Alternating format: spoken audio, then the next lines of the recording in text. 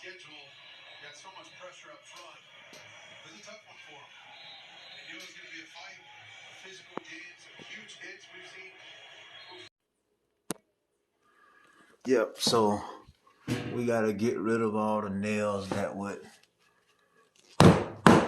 potentially block our sheetrock. And this one I'm gonna pull. There's a lot of them over here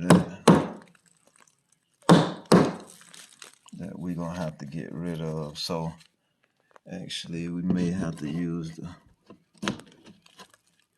grinder to get rid of those. Yeah, so that's what you want to do. You want to do whatever it takes to get rid of your nails that would potentially be in the way.